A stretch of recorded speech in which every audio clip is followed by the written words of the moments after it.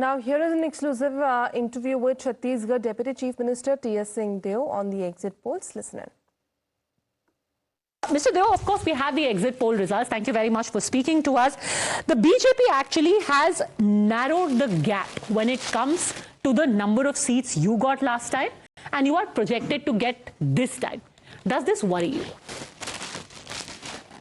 Not really. I'm very hopeful that we'll get at least 2/3 majority. So let us wait. We'll wait till the third.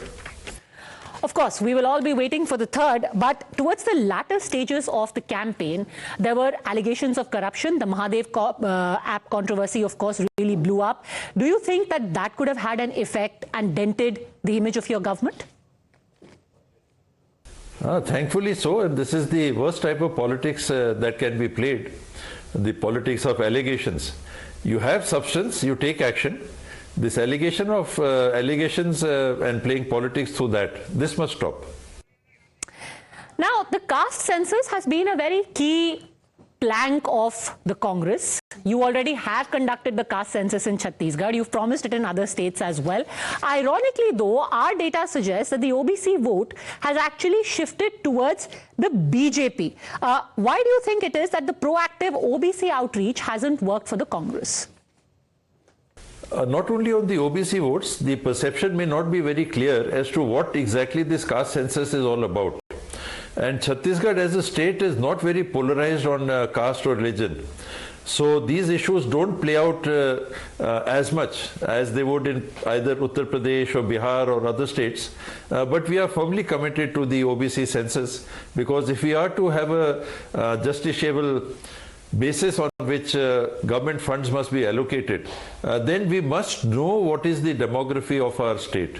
So we are completely committed to the OBC caste census. Now, the other very substantial population of Chhattisgarh, of course, is that of tribals. The Prime Minister was at pains to underline how the first tribal President of India has been installed by a BJP government, of all the different initiatives they've taken for the tribal population. That hasn't given the kind of returns one would have expected. What do you make of that? I hope this assessment is correct. And the Prime Minister first needs to answer the tribal population as to why tribal funds were cut. ST-SC funds coming through the government of India, why were they reduced? So the perception of the people is that the central government pays lip service to the ST-SC community. It is not really very concerned about their rights, their needs and their requirements, and it is mainly propaganda. The Congress in the state has concentrated on their well-being, their development. If you will see that both Sarguja and Bastar, they have been earmarked medical colleges, 2 more new medical colleges, one in Bastar region and one in the Sarguja region, one in Maningarh in the Sarguja region and one in Gidam, Dantewada in the Bastar region have been sanctioned. Another medical college was established in Kanker in the Bastar region. So we have saturated tribal areas through healthcare needs also.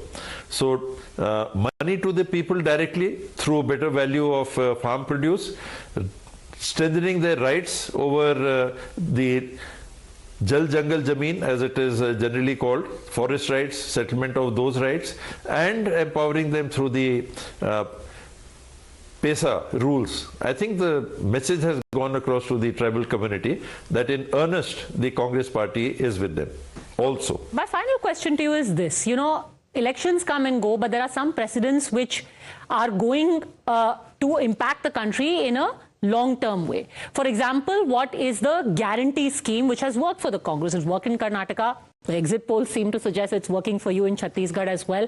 And in fact, in Madhya Pradesh, even the BJP has promised many such guarantees or freebies, Revdi, call it what you will.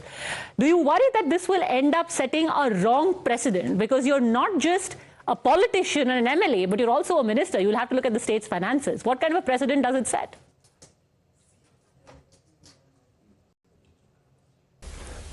Like you were saying, water under the bridge. So there is a stream, there is a river, and these are constantly changing situations. We have always tried to work together and for the benefit of the state and the party.